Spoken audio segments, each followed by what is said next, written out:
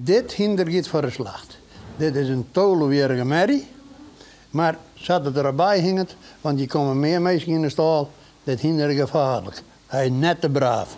Hij durft te bitten en te slaan. Dan is dit een 2,5-jarige hengst. Ik draver, maar geen talent. Die is te duur om te castreren, zeg maar, dus die gaat ik naar de slacht. Omdat er geen restwaarde zo vol aan zit. Sikko Soeting van Radslerhouwelen is hienstehandelaar. Het leerst verkeerd er de hinders van het leven. Maar het komt de laatste tijd vaak voor dat er ze naar de slacht brengt. Dat komt omdat de laatste jaren vissen te volle hindersvak binnen. Maar er is nog een andere reden. Het zijn alle geen boeren die de hinders erop nahouden. Ben ik een soort burgers. Hebben bij een oor staan.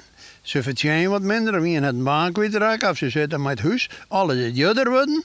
Nou, dan krijg je het voergeld is verleden hier. Judder worden. Heer en strieven smoorduur. Krachtvoer is nou duur. Strie ik. Dan krijg je die stalling erbij. Nou, dan is dat toch eindelijk het eerste wat verdient een hinder. Soeting is zijn hinders nog redelijk goed kwijt aan de slachters. Begin deze week hadden er nog 12 hinderbracht. Grote vraag is, had de slachters hierop zitten te wachten? De slachters in Holland zitten er net op te wachten. Hier is een soort aanbod en wat weinig hinstenvlees eten in verhouding bij de oorlanden. Dus wij laten zelf hinder slachten, maar die moeten via een grassier uitgewerkt worden. Lege hienstenprijzen, meer hinders naar de slacht?